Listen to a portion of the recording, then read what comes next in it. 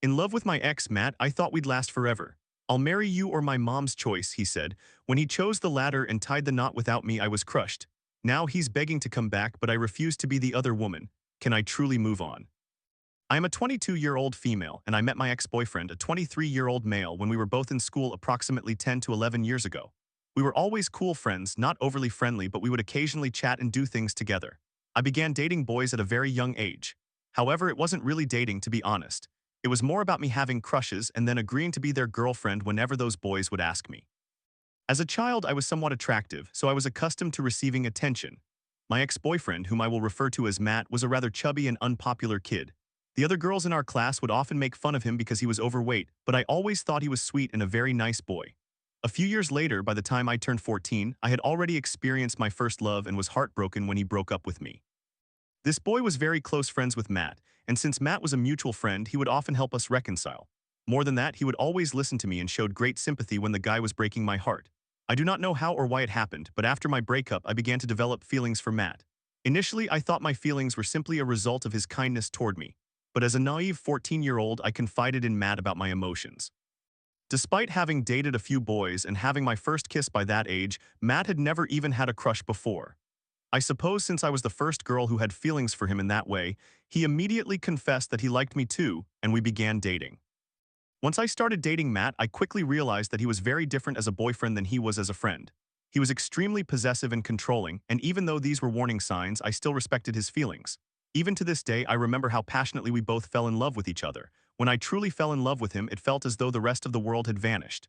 My feelings at that age gave me a sense of power. I felt reciprocated love from Matt as well. By the time I turned 15, Matt and I had formed such an emotional connection that it felt as though we had never lived a life where we did not love each other.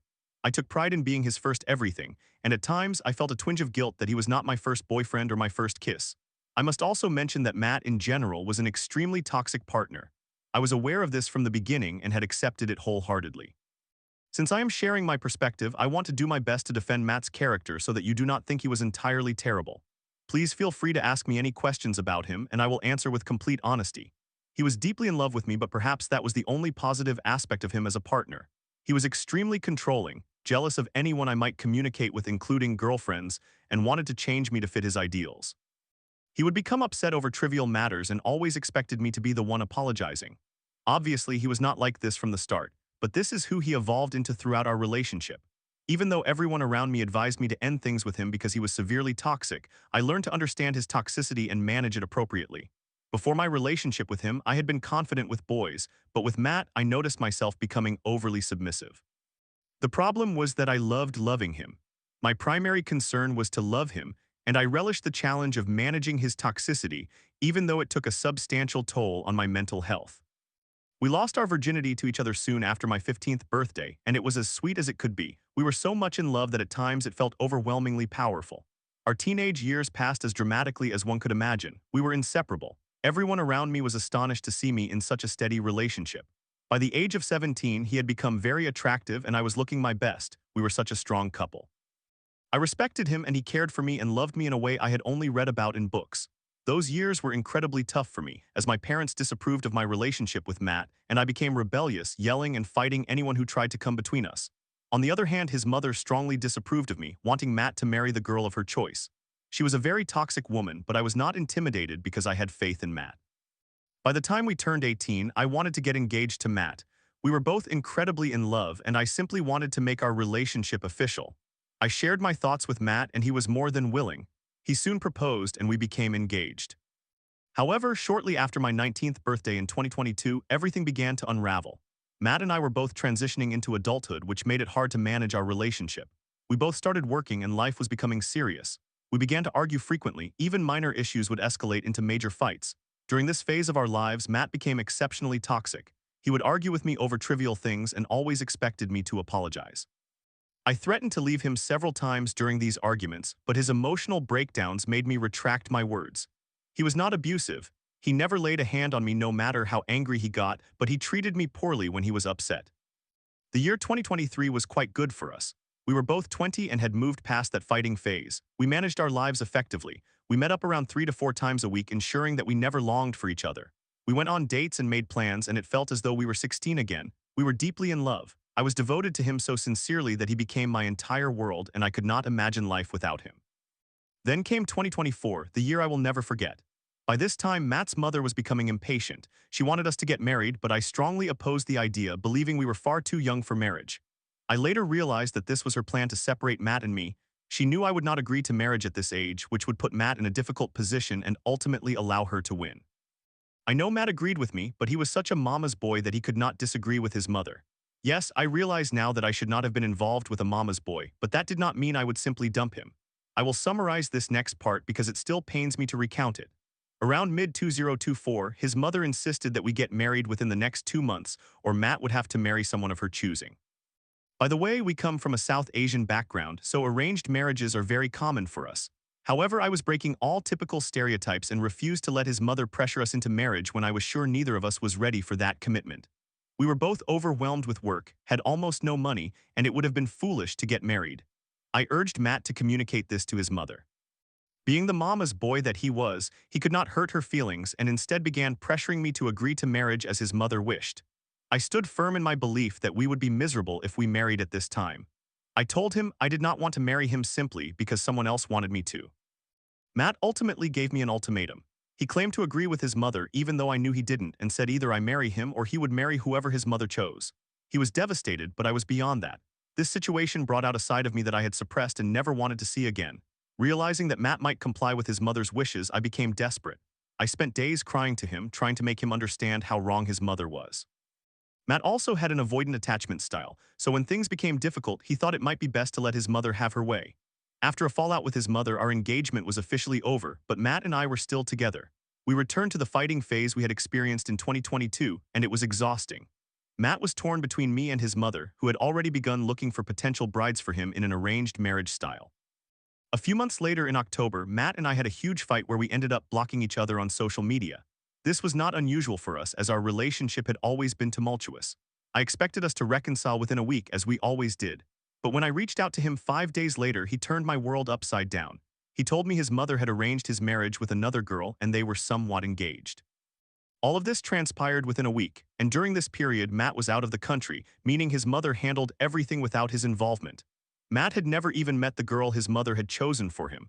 I broke down and cried immensely that night. Matt kept apologizing, insisting he did not want to hurt me, but believed that maybe this was for the best since I would never be able to live with his family now. I met Matt a few days after the engagement announcement. I begged him.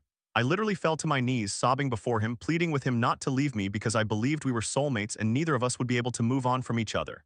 It devastated him to see me like this, and he cried too. I hoped he would gather the strength to put an end to his mother's scheme, but he merely consoled me, saying that what was done was done.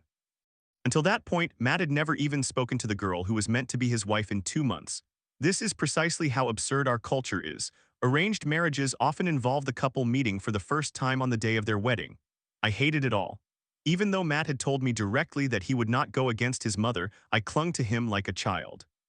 I kept begging him, sacrificing my self-respect, hoping that if I demonstrated how much I loved him, he would not abandon what we had built over the past 6 years. I genuinely believed he could not go through with the wedding. I wholeheartedly believed this. In mid-December 2024, we had yet another argument, and I ended up blocking him because he kept insisting that he was getting married in 10 days and was flying back to our home country for the ceremony. I told myself he was bluffing and would not actually go through with it, so I blocked him and told him to go to hell. I did not contact him for 22 days, during which New Year's passed and 2025 began. When I finally reached out to him, he informed me that the marriage had taken place a few days before New Year's. I could not believe him and was on the verge of breaking down, refusing to accept the reality. I asked him to show me proof, which he did. He presented me with his wedding photo, and that was it. I felt as though something had died inside me. While I wanted to detest him, I also craved his comfort for the pain he had inflicted upon me. He assured me that he still loved me, telling me that even after getting married, he tried reaching out, but I had blocked him on all platforms. He immediately confessed that he did not love his wife and still loved me. I was still incredibly desperate, the news being so fresh and overwhelming. I conveyed to Matt that if he left his wife and returned to me, I would fix everything. However, he explained that even though he did not love his wife, he had come to know her and could not ruin her life because she was innocent in this matter. I felt sympathy for her, to be honest. She had married someone unfaithful to her. I know it would have been more compassionate of me to accept what had transpired and go our separate ways. However, I was so in love that it felt difficult to breathe during those days, and Matt saw right through my despair. He wanted to comfort me and asked to meet. When we did meet, I was initially furious with him, but as soon as I saw him, that anger transformed into sadness and I began hitting him. He kissed me. I recognized that it was wrong, but in my heart I could not process everything, let alone act rationally. I kissed him back. I needed to feel that he was still mine. We were intimate. He felt no remorse for what he had done to his wife, claiming he did not love her. Afterward, I was even more confused. I did not know what to do or expect from him, yet I was filled with rage that day, so I confronted him face to face. I asked him once more if he would leave his wife and come back to me. He confessed that as much as he desired to, he could not ruin the girl's life. That was it. I stood up and left without looking back at him. I closed all the doors to him and locked them as well. I made sure to eliminate any way for him to reach out to me because I did not want to be the other woman. It shattered my soul. I had been mourning our relationship since everything had begun to go downhill in mid-2024, and I think by then I was just exhausted from being sad and crying, so I made the decision to move on. I started focusing on myself and engaging in activities that brought me joy. For the first time in nearly 7 years, I was living my life for myself rather than for Matt. It felt liberating. I was doing well. However, 2 weeks ago, Matt reached out to me. He was desperate. The roles had reversed. He pleaded with me to talk to him. He expressed that he had done everything possible to make his marriage work, but everything his wife did reminded him that she was not me. He cried as he told me this. He even said, "I will divorce her if you take me back now." He was no longer in love with his wife and said he did not think he ever could be because, according to him, I had left an indelible mark on him that he could not erase. I had spent about 45 days healing and I was no longer willing to beg him. I told him he had me completely and he himself had thrown it all away. What was done was done. I also advised him to either genuinely love his wife or leave her for her own benefit. I cared about his wife and felt miserable for her. She came from a very poor conservative family that would probably disown her if she got divorced. Therefore, I encouraged Matt to forget about me and focus on his wife. I blocked his new number as well. It has now been about a week since I last communicated with him. Now I want to reach out to you all. Firstly, I want to mention that there is so much I have not included in this post because my fingers would have broken if I had written everything. Please feel free to ask me anything and I will do my best to respond to any questions you may have. I still love Matt immensely. I want him back, I know I do, but I do not believe I could ever be happy with him again. His wife would always be on my mind and I would constantly think of her. I do not think I could ever forgive Matt for the pain he has put me through. Telling him to move on hurts me deeply. But what other option do I have? I used to perform wife duties for him, so when we broke up it felt like a divorce. I used to cook for him and take care of his needs. As the eldest daughter, I naturally have a nurturing instinct toward the people I love, and I always treated him as if he were my child. Letting go of him feels like abandoning a child. It pains me greatly. However, I have done everything in my power to make him see the truth he now recognizes. So please offer me advice. Just advise me on what to do and how to feel. Any guidance would be appreciated. Story 2. After 10 years of supporting my wife through multiple health issues, we've become nothing more than roommates. I feel trapped, I confessed during a recent fight. She quietly replied, "I'm not even attracted to anyone anymore. How do I leave without abandoning her?" I am sharing the complete story in hopes that there are others out there who have faced similar situations involving shared experiences of abuse and addiction, and I want to connect with them. I have been living with my wife, female, 42 years old, for the past 10 years because she suffers from multiple health issues. Each time I muster the courage to leave, her health deteriorates. This is genuine. I have attended doctor appointments with her, not because I doubted her, but because I wanted to support her. For the last 5 years or so, we have existed as roommates. There is no physical intimacy, we hardly share meals or engage in any activities together aside from occasionally watching a show. I have contemplated divorce, but I fear being alone. Aside from her and my remote job, I have no one else in my life. I do not have friends to spend time with, having moved away from my hometown, and returning would be too stressful for my elderly cat. Some background. I grew up in an abusive household where my father exhibited suicidal tendencies and was violent towards me. The strain of my disabled brother ultimately shattered our family. My mother was not violent, but she would compare me to other children and express how their achievements brought their parents joy. She would tell me that my grades were her only reason for living. Even though I excelled in English and mathematics due to my passion for reading, writing, and numbers, I had no interest in other subjects. When my brother acted out, my parents would express their frustrations by saying they would kill my brother and me, then take their own lives. When my father entered a room, it felt as if the space spun around me. I would lock myself in the bathroom during his outbursts, which infuriated him but provided me with some degree of safety while he calmed down.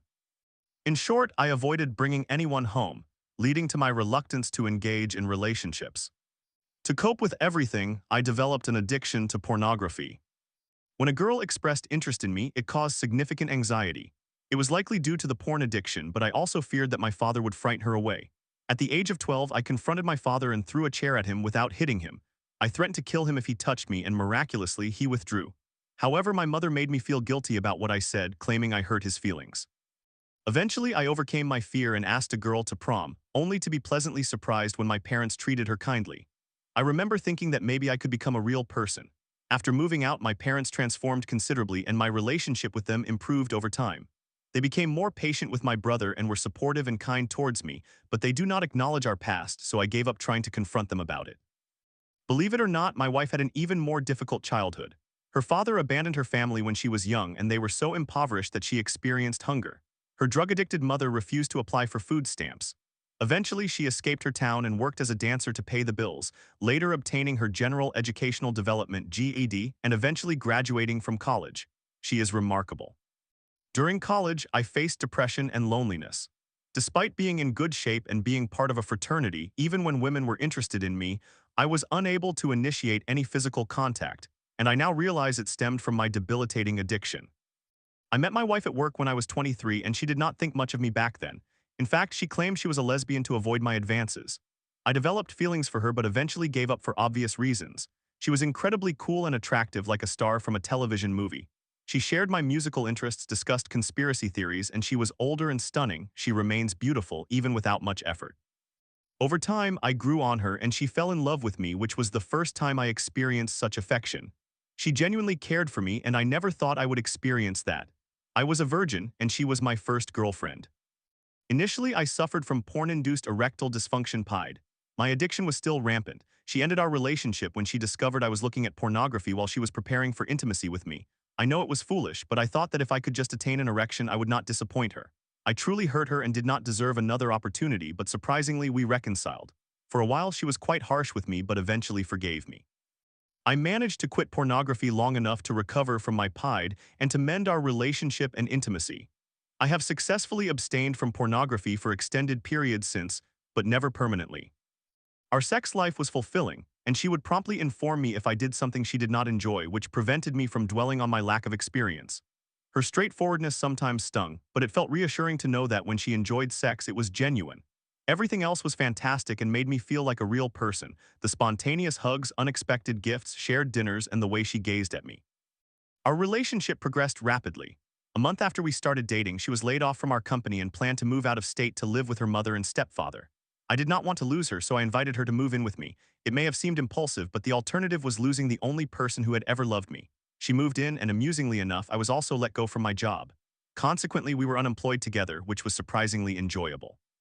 We took numerous vacations using her family's timeshare, went hiking, played board games, attended yard sales, and enhanced our professional skills. Eventually, we advanced to better jobs in a new city. However, with the new positions came increased workloads, less time spent together, and initially she earned significantly more than I did, contributing more to our household. I genuinely put in the effort, but she had previous partners who had not contributed, so she became particularly critical of me. I believe this started to diminish her attraction to me due to the income disparity. Our work schedules kept us apart, marking the beginning of our downfall. Fortunately, everything changed when I secured a solid job, which filled me with pride. I taught myself the necessary skills using free resources at the public library. Although she still earned more than I did, I was finally able to contribute equally. This improvement positively impacted our relationship. After some time, I decided to launch a business. The company began to flourish. I secured some initial funding from a serial entrepreneur worth hundreds of millions and quit my job. Meanwhile, she landed her highest-paying job yet. However, she began to pressure me about my contributions again. To address this, I sold my car, took a part-time job, and worked as much as I could while also developing my company. Despite my efforts, she continued to contribute significantly more than I did. I felt guilty and believed she no longer loved me. She proposed that we move closer to work, and I was hesitant to double our expenses just after having quit my job while also fearing that she did not love me. Yet, I relied on her support and certainly did not want to return to my parents' home. I felt trapped. The business I was working on had its fluctuations, but mainly faced challenges. Ironically, the part-time job I had taken led me to a high-level position at a new company where I made double her salary. I ceased my work on the business as it was running out of funding and focused on my new position. Then she unexpectedly quit her job and questioned whether I would leave her. Truthfully, I wanted to escape the relationship. I felt so constrained, but I believed I would be a terrible person for doing so, especially since she had financially supported us for 2 years.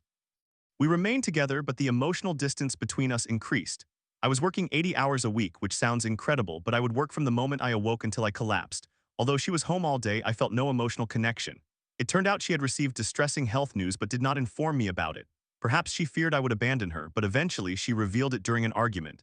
I felt awful for raising my voice and making her cry. I also felt trapped. I could not leave her. She had no income, no job, and a serious health condition. 6 years passed, primarily with me shouldering the work responsibilities. We experienced highs and lows, many more lows than highs, but the good moments were truly wonderful. She was always the most attractive person in the room, and it felt gratifying when people remarked, "Wow, that's your girlfriend? Damn, dude." I had become financially successful, had an attractive girlfriend, and shared life with pets. I felt accomplished. She was eventually placed on medication that compromised her immune system. Consequently, my social isolation continued, extending years beyond 2021. This isolation deeply impacted me and diminished my social life. Nevertheless, I knew that if I did not support her, she would be utterly alone, and she had been suicidal for a period, so I had to be there for her. When her neglectful father passed away, she mentioned marriage because she did not want her ashes to go to her parents if she died. I hoped that marriage would heal our relationship, so we tied the knot. However, it did not bring us closer together. We gradually drifted even further apart. Eventually, we stopped sharing meals, stopped sleeping in the same room, and ceased any physical contact. We adopted a cat that did not get along with our other cat, necessitating a gate in our apartment to separate them. This further divided us. I love both of our cats, but I wish they could coexist. We cannot give up one for adoption, we are too attached. I also recognize that her health significantly influences her feelings. She has mentioned several times that she is not attracted to anyone. What hurt the most recently was when I returned from a business trip. She did not ask about how it went. I understand her health was weighing on her mind, but I felt hurt to return home and be completely ignored and isolated, especially since I had been physically isolating due to her health condition. Eventually, she began to engage with me more and ask about my trips, but I still feel incredibly lonely. Despite everything, I do not want anyone to think that I dislike my wife. I respect her immensely. She is resilient. She is grappling with serious health issues, and she supports both me and our pets. Although I do not feel her love, she is undoubtedly there for me otherwise. She ensures that necessary paperwork is completed, performs household chores, administers medication to the pets, takes them for veterinary visits, assists me with my job, and wakes me for morning meetings when I work late. I genuinely appreciate everything she does for me and our pets, and I frequently express this gratitude. I would like to hear from individuals who have endured similar circumstances to mine. How do I separate from her when she is dealing with health issues? How do I cope with my loneliness? Getting high does not always alleviate my feelings. I often find myself crying. I have considered that we could move into adjacent apartments, allowing us both to avoid loneliness. Additionally, I could find someone who wants to be with me while supporting her financially. I have been fortunate enough to have my hard work result in significant income, taking out the trash, handling recycling, and managing heavy packages while being present for her during doctor appointments. However, I am struggling to bring this idea up with her. She is the only person who has ever loved me. Although we are currently broken, she remains the only true friend I have. Story 3. Caught in a twisted love triangle at 28, I've been cheating on my girlfriend Britt, 29, with her sister Alex, 30. Alex whispered 10 p.m. my place, and I couldn't resist. Now I discover Britt's allergic reaction hints at her sister's betrayal too. What do I do? This is a burner account for obvious reasons, and I obviously do not use real names. Here is the longer version, scroll down for the shorter one. I am 28 years old and male, and I met Britt, who is 29 years old and female. I have never felt about her the way I feel about anyone else. It feels like a fake movie romance where she improves every aspect of my life. She very quickly became my best friend. I previously had a 2-year relationship with another girl, and I do not think I ever felt anything close to this with her. I truly love Britt and would do anything for her. Britt has a sister who is 11 and a half months older than she is. They are quite different from one another and do not even resemble each other much. Britt is slim, blonde, and a bit more reserved. Alex, on the other hand, is very athletic, has dark hair, and is confident. Britt and Alex are very close. Their parents have treated them poorly in the worst ways. I suspect their father abused their mother. They no longer communicate with him at all. Their mother has a drinking problem and until recently blamed everyone else for everything wrong in her life. Therefore, for most of their lives, it was really just the two of them. They attended the same university, lived together, spent time together frequently, and communicated through calls or texts almost every day. I am an only child and have always wanted a sibling, so the fact that Britt came with a close sibling with whom I got along well felt like a dream come true. Another important thing to note is that Britt has several severe allergies. She is allergic to a few foods and has a hypersensitivity to semen. I believe it is actually the fluid, not the sperm, but I do not know much about this. Due to her allergies, she has not had a great relationship with sex or with men in the past. She always has to use a condom, even for oral sex. Our sex life is fairly decent despite this. We are careful and have only experienced minor issues, but I have heard about some significant problems she encountered in the past. Apparently, many men are inconsiderate and will ejaculate on her on purpose or remove the condom without cleaning themselves afterward. For both Brit and me, sex is very passionate, but she is more reserved and does not really express what she likes or what excites her. She enjoys romance before sex and a great deal of kissing. She is not really interested in trying anything new. Fast forward to a few months ago. We were at her sister's house hanging out with a few friends and began playing Truth or Dare. I cannot recall whose idea it was, but I think it was Alex's. There were many dares involving kisses and everyone was quite drunk, so it was all in good fun. At one point, Alex was dared to kiss me. She immediately got up as if she had been waiting for this moment, pressed her hand down on my groin, sat on my lap, and shoved her tongue into my mouth. It was one of the hottest experiences I have ever had. I became aroused immediately. She definitely felt my erection and squeezed a bit, almost as if to say, "Hi, I feel you enjoying this and I know you have wanted this." Alex then seemed to urge Brit and me to drink a lot for the remainder of the night. It was just the three of us left, and typically Brit and I would crash on Alex's couch. However, Brit was particularly intoxicated and Alex took her to bed in her bedroom. I was on the couch when Alex emerged from her room wearing only a t-shirt. She climbed onto me and it was so incredibly enticing. I was very drunk, but to my surprise, I managed to maintain my erection. Alex is very attractive, and while I have certainly looked several times, perhaps even dreamed about it, I never would have made a move. Clearly, Alex had figured this out and decided to take the initiative. The next day, everyone acted as if nothing happened, and I thought it was over and done with. I was very mistaken. This was merely the beginning. Alex would appear at our place when Brit was not around. She has a key. She would also whisper things in my ear, such as 10 p.m. my place, and I would show up to find her with these alluring plans that amazed me. She was so dominant and provocative that I simply could not resist her. She experimented with various kinks on me, and I was akin to a puppy dog, overjoyed to see her, allowing her to do whatever she wanted. She would make me do things to her, engage in activities with me, or insert things into me, not always my favorite, but the way she did so made me indifferent to it. We never established a safe word, but somehow she always seemed to know when to halt or when she had gone a bit too far. Her favorite activity was pinning my hands down and sitting on my face while I used my tongue to bring her pleasure. Honestly, I absolutely loved it too. I want to clarify that I could and should have said no after that first night, but she possessed a sexy confidence that was irresistible. She never texted me anything about our encounters, so there was no proof. She told me, even threatened me, that Brit could never find out, which she repeated several times. We did not really discuss anything during our rendezvous. I think both of us were keen to avoid jeopardizing our relationship with Brit. 2 weeks ago, I mentioned that this situation was incredible, but I did not know how it could work with Brit and that there needed to be an endgame. I expressed this because I felt this was beginning to affect my relationship with Brit. Whenever I was home, anticipating Alex might come over, I would find myself seated, working with a colossal erection, just waiting and longing for her to walk through the door. My mind was filled with thoughts of what she might do to me this time, and when it did not transpire and Brit would return home, I was so aroused that I was all over her. I never pressured sex with Brit, but I felt as though I needed to have sex with her, not that I wanted to. I started to contemplate marrying Brit, knowing that I could not sustain both of these relationships. Alex did not say much the first time I brought it up. The second time, she seemed to quietly agree, much like a child who has stolen a toy from a friend and knows they have done wrong and need to return it, but still do not wish to. Yesterday, Alex came over in the afternoon. I cannot say that it was like any other session because almost none of our sessions resemble one another. Alex frequently has these ideas in her mind about what she wants to do, and I simply let her do it. She has done some truly wild things to me that I had never heard of, but yesterday was relatively more conventional and consisted mostly of a pleasurable yet painful oral encounter before I finished inside her. No condom. This is important. We use one sometimes, but not always. She is on birth control, but still one cannot be too careful. The saying goes, do not commit a crime while committing another crime. Brit was going out after work with friends, but ultimately ended up at her sister's house.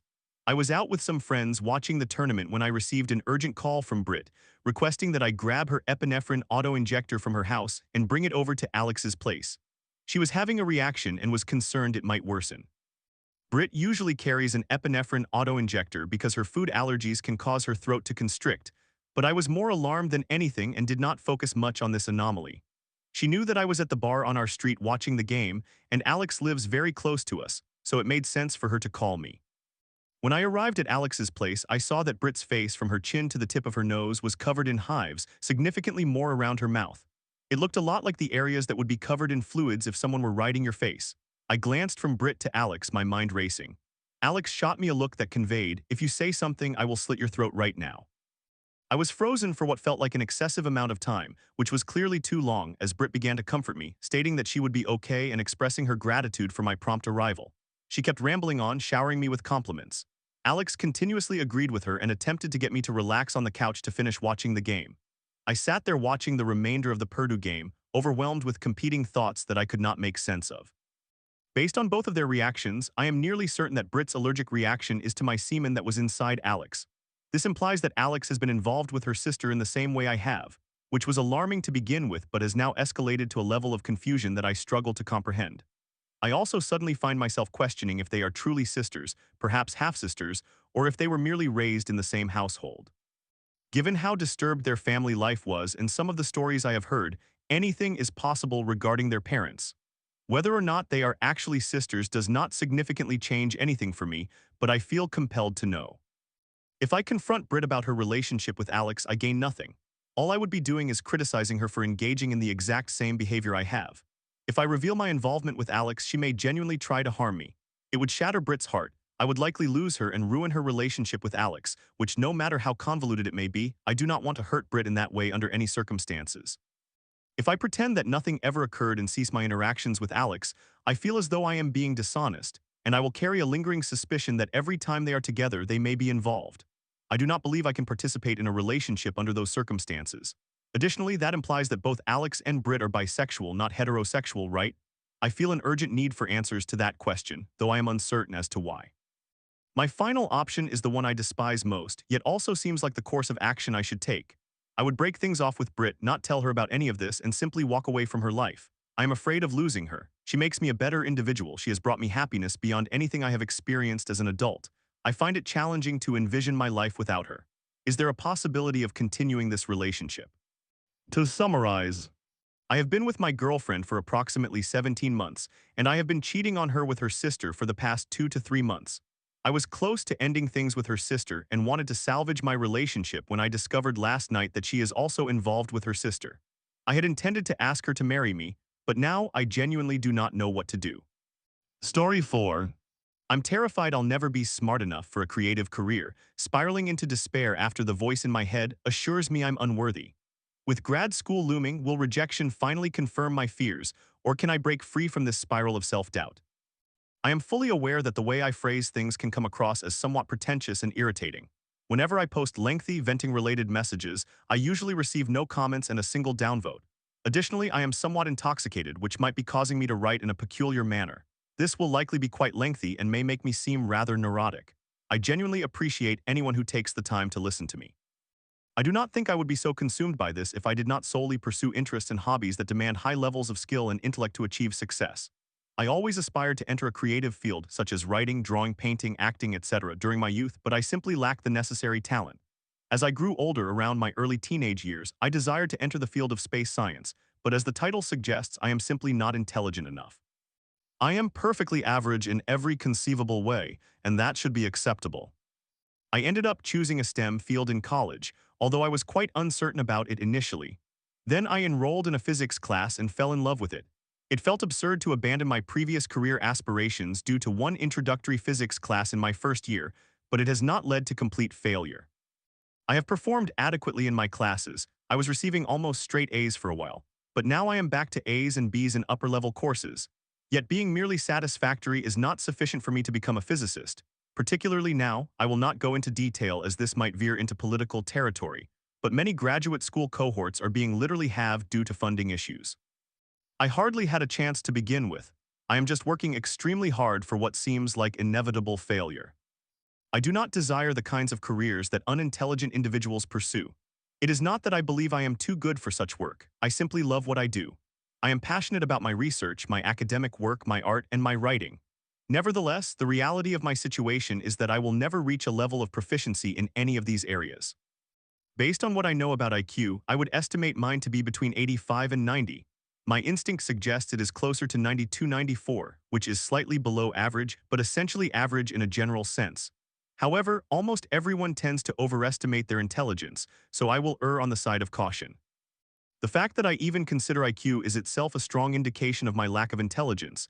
Intelligent people do not fixate on such metrics, but that is beside the point. I have wanted to take an IQ test for years, but I am aware that I will not be pleased with the outcome. Part of me wants to confront this fear. I want to accurately assess how lacking I truly am, as odd as that may sound.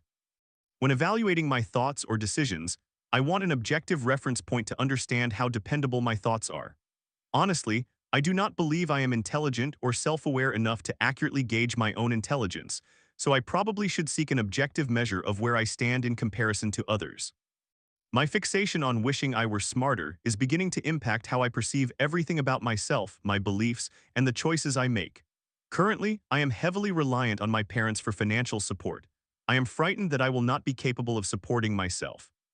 I am questioning many of my fundamental moral values because I do not know if I possess the competence to uphold proper morals, another area where I will not elaborate, as it could come off as political. However, given the moral polarization present, it is likely easy to see how this becomes stressful regardless of my specific opinions. I am also not emotionally intelligent. I struggle to form and maintain friendships. I have been fortunate to have very close core friends, but I no longer live near them. It has been challenging to cope with the persistent loneliness.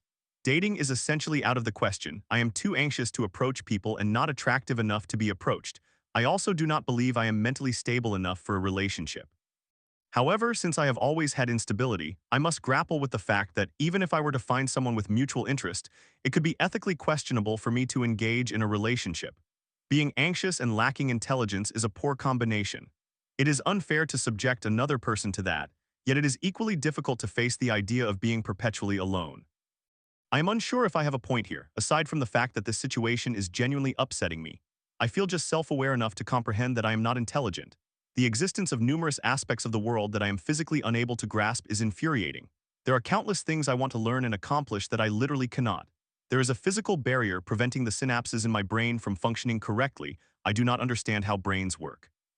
I believed I could overcome this by studying relentlessly and putting in significant effort, but I constantly experience burnout. I cannot maintain routines that my peers would consider to be manageable. When I say I am physically limited in how intelligent I can be, I mean it. I feel embarrassed by how much I struggle compared to my classmates. My exam scores this year have been dismal.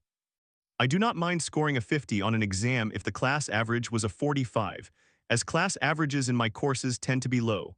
However, I somehow manage to perform even worse. I feel as though I am trying to maintain a facade with the way I communicate. I prefer using very precise language, and I fully understand that it may appear pretentious. There is no one I can truly confide in about this. Advisors and counselors at my school typically handle individuals who are genuinely intelligent, since it is a college, so their default response is to tell me that I have imposter syndrome, which I do not. People with imposter syndrome doubt their intellect even when there is evidence of their intelligence and discount their accomplishments and recognition from others. I have achieved nothing and do not receive any acknowledgement or validation for being intelligent. The sole indication I have ever had that I am smart comes from the voice within my own head. If anything, I have the opposite of imposter syndrome. I always believed I was brilliant as a child to a certain extent. I think every child does. I was never placed in gifted programs and did not even take the test to qualify for them. Teachers actually advised me to enroll in lower-level classes, but I refused.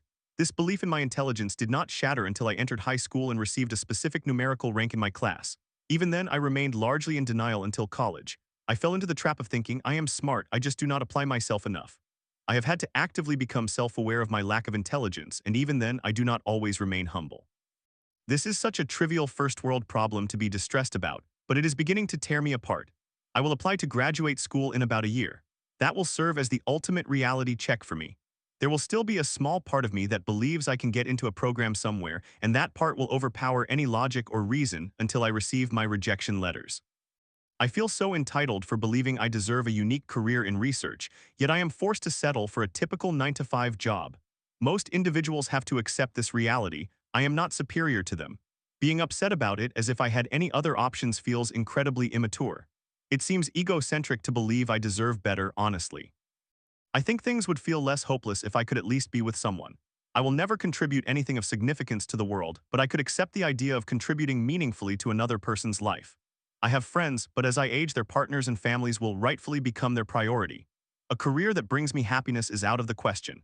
Engaging in a relationship would be selfish and irresponsible, which, let us be honest, has always been out of the question. I am so concerned about my future, but I cannot envision one worth pursuing that is even plausible for me. I am simply too unintelligent.